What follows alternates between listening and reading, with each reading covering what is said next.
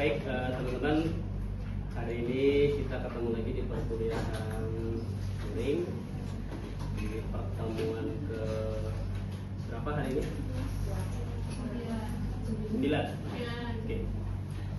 Kita masih coba masuk materi yang sama untuk hari ini, tapi seperti biasa karena masih pagi hari, kita berdoa dulu menurut agama kita masing-masing. Semoga apa yang kita kerjakan hari ini bermanfaat dan berjalan lancar untuk kita semua.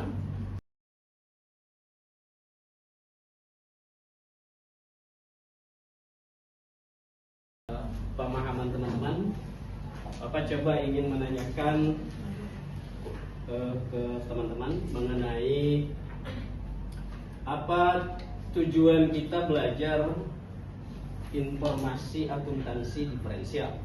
Ya, boleh. Alif. Untuk membantu perusahaan memutuskan keputusan yang tepat. Oke, ada yang lain? Ya, ada yang lain? Satu lagi. Siapa saja silakan. Boleh.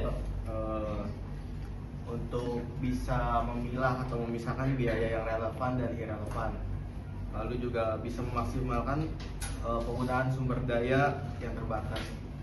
Oke, membuat kita sebagai orang yang bekerja atau sebagai pemilik di perusahaan,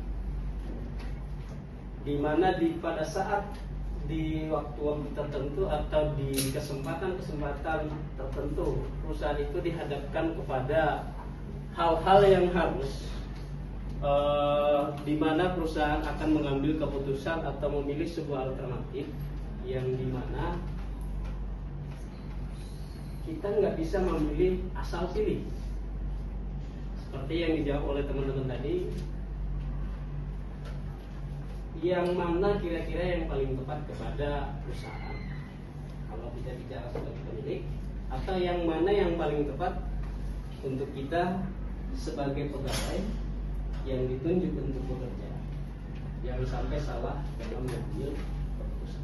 Dari sini ya, beberapa hal, ini hanya beberapa ya, seperti di pertemuan sebelumnya Bapak sudah pernah menjelaskan juga. Tidak hanya ini hanya gambaran umum saja, bahwa di perusahaan memang sangat mungkin kita disuruh memilih, baik tadi sebagai pemilik atau sebagai pegawai, apakah kita menerima atau menolak sebuah pesanan tertentu. Apakah kita menambah atau meniadakan jenis produk atau departemen. Kita sering disuruh memilih, kira-kira kalau mau bisnis apa yang akan Anda buat, kan gitu. Ada orang yang memilih, misalnya Bapak ilustrasikan di lapangan, misalnya lebih bagus mana bisnis laundry dengan bisnis warung makan. Kira-kira teman-teman pilih mana? Warung makan. Ada persepsi di masyarakat, warung makan itu kosnya itu hampir 50%, sisanya keuntungan. Bahwa banyak hal yang perlu kita perhitungkan, misalnya memangnya kalau kita jualan makanan otomatis laku semua? Tidak. Apalagi kita bicara makanan, ada waktu-waktu tertentu makanan itu basi. Kalau laundry nggak ada yang basi kan gitu. Ada yang basi, tapi modalnya lumayan besar Pak. Iya, itulah bisnis. Makanya kita disuruh menganalisis terlebih dahulu, apakah sebaiknya misalnya tukang bakso bikin bakso sendiri atau beli baksonya aja untuk kita jual. Pasti profitnya itu beda ketika kita misalnya bikin sendiri dengan membeli dari orang lain untuk kita jual kembali. Pasti profitnya beda. Itu perlu kita analisis. Atau mungkin ada yang mau ditanyakan dari teman-teman, silakan. Nggak usah ragu-ragu.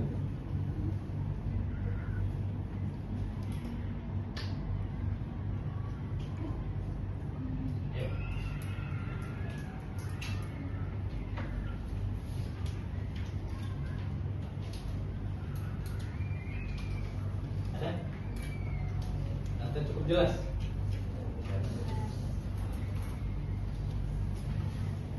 Sebuah perusahaan selama ini menjual produk dengan harga 2.000. Jelas 2.000 dia jual. Oke. Biaya tetap yang dikeluarkan itu 300.000 dan biaya variabel 1.200 per unit. Penjualan rata-rata selama ini 1.000. Jangan terfokus pada penjualan rata-rata, kan nggak ada yang tahu. Ini kan rata-rata dan hanya contoh. Dan tentu kalau benar-benar di lapangan pasti ada data ini, kan nggak mungkin nggak ada. Berapa yang terjual? Anggaplah ini 1.000 contohnya. Farhan. Farhan. Menerima pesanan itu atau menolak? Terima. Kenapa kira-kira? Masih bisa untung sih, walau dengan harga yang turun sedikit. Oke. Karena 100 ini doang dijual. Oke. Kalau misalnya jawabannya langsung menerima, apakah Farel itu sudah menganalisis? Mungkin iya. Mungkin juga tidak. Tapi kalau misalnya Meisha sebagai pemilik yang mempekerjakan Farel tanpa memberikan analisis yang jelas atau yang komprehensif terkait pilihan ini, bagaimana sikapnya Meisha terhadap Farel dengan menerima pesanan ini? Karena mungkin kita harus menghitung dulu kali ya. Betul, kita harus hitung dulu apa dasarnya Farel itu memilih alternatif menerima pesanan yang 100 tanpa memberikan analisis data yang jelas. Kan kita selain hanya menjual produk kita, menurunkan harga, kan kita juga akan menambah biaya ketika kita memproduksi tambahan yang 100 ini. Jangan sampai 2 kali rugi, kan? Rugi ketika misalnya kita biasa menjual 2.000, pesaing lain dengar atau orang lain, customer lain dengar kita sudah pernah jual 1.400, kan 2 kali rugi. Udah nggak untung, misalnya anggaplah misalnya kita kan belum analisis, udah nggak untung misalnya ketika menjual 1.400 didengar oleh customer lain bahwa kita pernah menjual 1.400, kan biasa begitu di lapangan. Per kemarin sih ini belinya begini, segini, sebesar ini, kan jadi rusak. Apakah jawaban dari Farel itu betul? Teman-teman bisa lihat. Ketika misalnya kita tidak menerima, maka profit yang kita dapatkan atau margin ya, tepatnya bukan profit, sebesar 800 ribu. Itu tidak menerima. Tapi ketika kita menerima, ternyata margin yang kita dapat semakin besar, bertambah sebesar 20.000 atau menjadi 800.000. Margin yang semakin besar, kita sudah bicara di materi-materi sebelumnya terkait break-even point, bahwa margin yang semakin besar akan berpeluang untuk mendapatkan profit yang lebih besar. Itu jelas.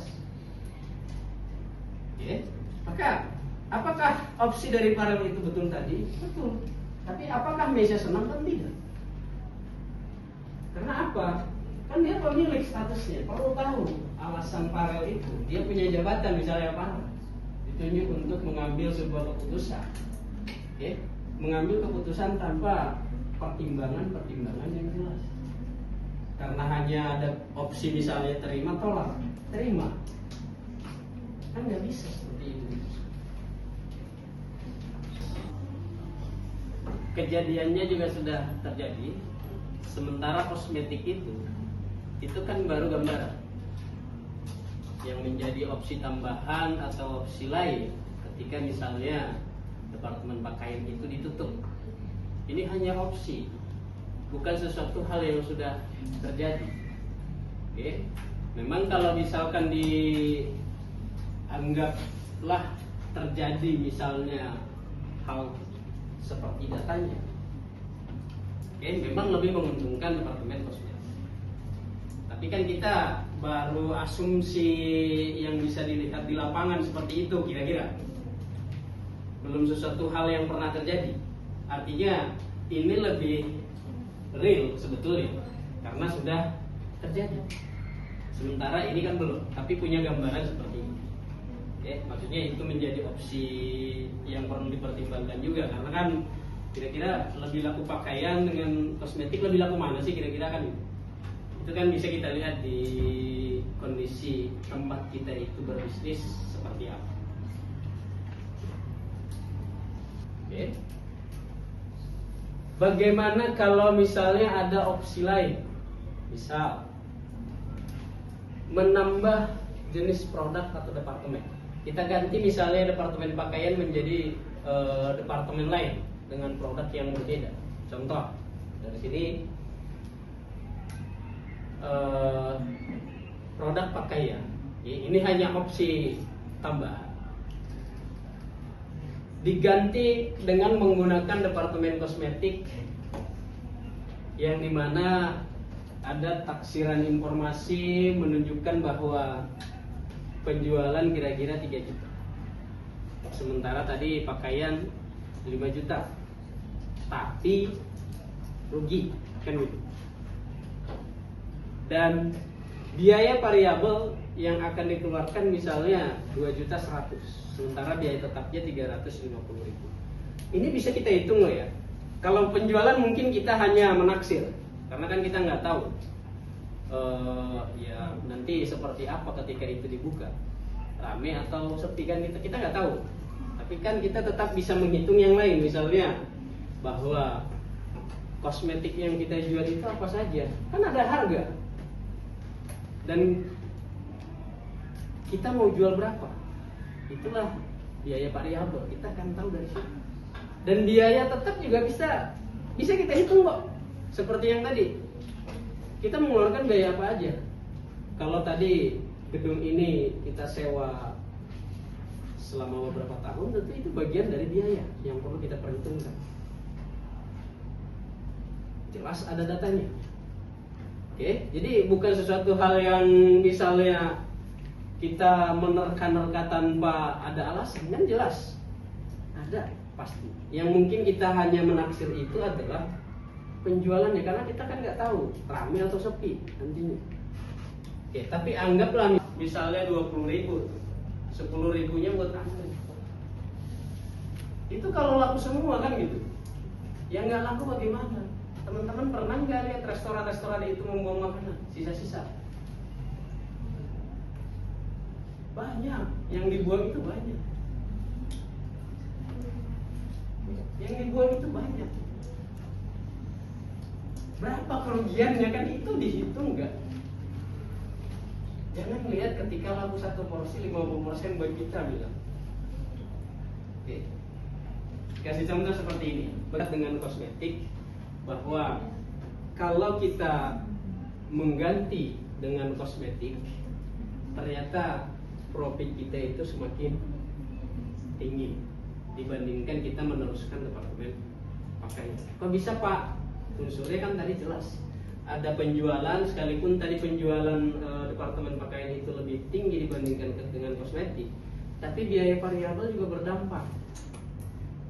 Kan pakaian itu sekalipun misalnya penjualannya 5.000, kan biaya variabelnya juga tinggi, 4.000. Sementara departemen kosmetik, oke,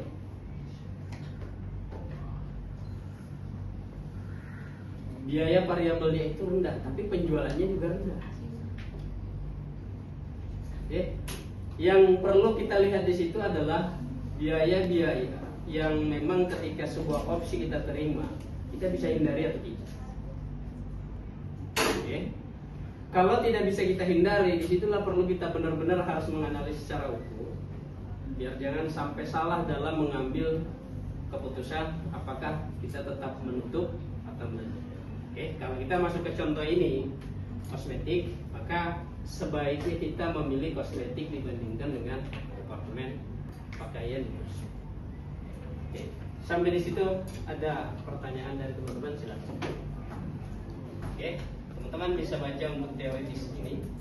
Oke, karena kita sudah pernah membahas itu di pertemuan yang lalu mengenai informasi biaya apa saja yang muncul ketika sebuah opsi dipilih. Oke, Bapak coba ke contoh. Suatu departemen store memiliki 3 departemen utama, ada makanan, pakaian, elektronik. Ada 3. Ya, mau 4 itu nggak masalah. Ini hanya sebatas contoh. Departemen pakaian selama beberapa tahun, anggaplah misalnya sudah 3 tahun terakhir atau beberapa tahun terakhir, mengalami kerugian, sehingga manajemen mempertimbangkan untuk menutup departemen pakaian.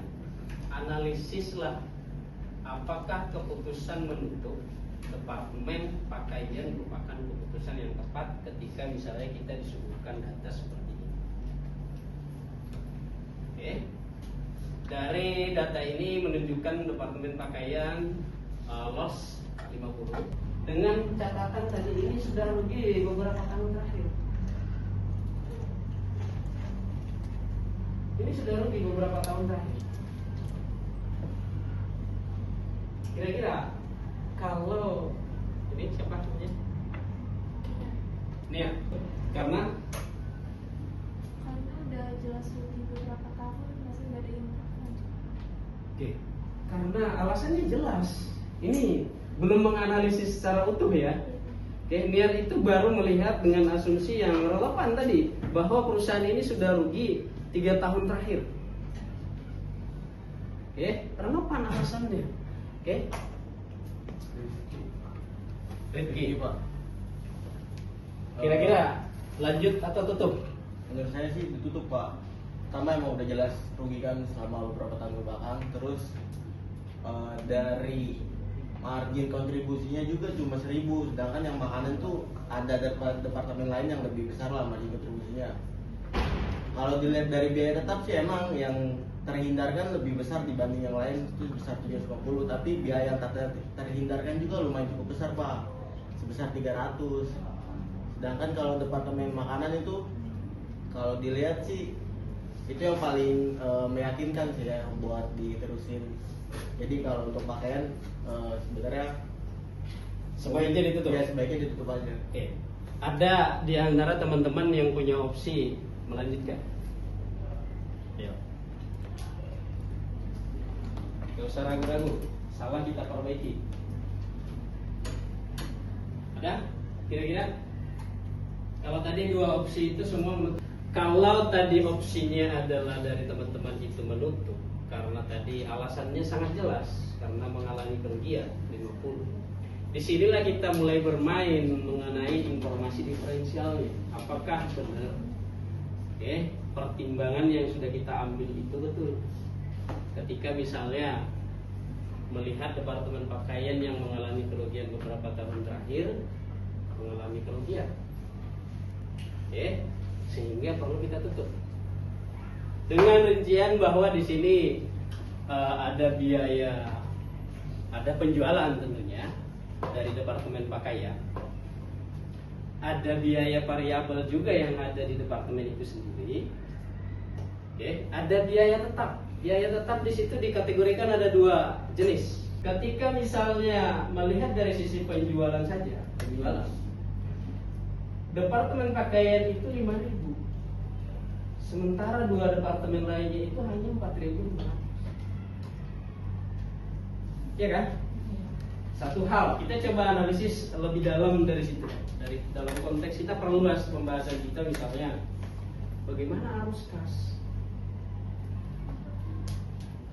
2 departemen itu hanya punya penjualan 4.500, sementara pakaian 5.000. Kalau dia kita tutup, lebih dari setengah perputaran uang kita itu akan hilang. Itu satu. Bagus nggak buat perusahaan? Pasti kurang bagus. Belum kita analisis, belum kita kasih tambahan analisis, misalnya apakah penjualannya itu secara kredit atau tunai. anggaplah kita tunai dulu, kita bicara arus kasnya dulu. Pasti semakin cepat perputaran arus kas sebuah perusahaan itu makin bagus. Oke. Biaya variabel pakaian itu 4.000, sisanya itu 3.100. Memang lebih tinggi biaya dia di departemen pakaian. Oke. Itulah yang akan kita hindari. Kita nggak perlu mengeluarkan uang 4.000 rupiah ketika departemen itu kita tutup. Kita nggak perlu keluarkan itu karena jelas tutup. Biaya variabel ingat pasti kaitannya dengan penjualan. Ya kalau sudah ditutup kan nggak ada penjualannya. Biaya variabel atas produk itu sendiri juga pasti nggak ada.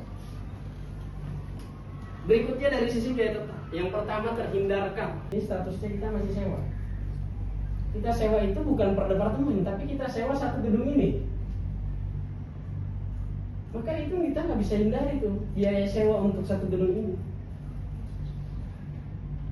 Sementara satu departemen kita sudah tutup, makanya kita nggak bisa hindari. Apalagi misalnya keamanan, misalnya security. Kalau ditutup satu, misalnya, anggap kita punya satu security misalnya, atau satpam. Kira-kira kalau kita tutup satu, mau nggak karyawan atas security ini, kamu gajinya dipotong ya, karena kan yang dijaga tinggal 2 misalnya. Mau nggak kira-kira? Contoh, itu nggak bisa kita hindari. Tetap akan kita bayar sesuai dengan gajinya dia kan gitu. Kita nggak bisa hindari. Sehingga ketika kita misalnya memilih menutup, ini yang akan terjadi. Opsi yang pertama meneruskan profitnya 1 juta sekian. Oke. Ketika kita tutup, profitnya menjadi 825. Apa akhirnya kalau kita masuk ke jawaban dari teman-teman tadi, Rifki dan Nia, kalau alasannya tadi 3 tahun kita itu sudah rugi terus departemen ini, dan kita tutup aja. Ternyata ketika ditutup, bisnis Anda itu profitnya itu masih merosot. Karena apa? Biayanya semuanya belum tentu hilang. Ada yang tidak bisa kita hindari seperti ini. Tadi yang 300. Oke, di poin biaya tetap yang tak terhindarkan yang 300. Oke, memang kita bisa menghindari biaya variabel yang 4.000, tapi ini kita nggak bisa hindari.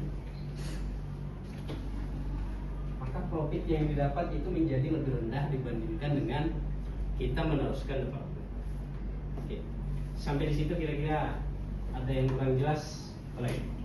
Akhir, kira-kira ada yang mau ditanyakan nggak dari materi yang dari awal tadi kita sudah bahas, dari setiap alternatif yang ada? Silakan kalau ada. Oke. Apakah kita menjual atau memproses lebih lanjut hasil produksi kita dengan asumsi seperti ini ya? Teman-teman bisa melihat data ini. Apakah kita melanjutkan produk yang kita punya untuk diproduksi lebih lanjut atau langsung menjualnya saja? Oke, dengan data seperti ini ya, teman-teman bisa kerjakan ini sebagai bagian dari tugas. Oke, kalau tidak ada yang mau ditanyakan, mungkin boleh minggu depan nanti dipertanyakan, dan minggu berikutnya mungkin kita akan membahas topik yang lain, yang baru, tidak lagi bicara akuntansi diferensial, tapi mungkin kita akan bicara penyusunan anggaran, kurang lebih itu yang minggu depan insya Allah kita akan bahas. Jadi kalau tidak ada yang mau ditanyakan hari ini dari Bapak rasa cukup, kita akhiri pertemuan hari ini dengan melafazkan hamdalah. Assalamualaikum warahmatullahi wabarakatuh. Waalaikumsalam warahmatullahi wabarakatuh.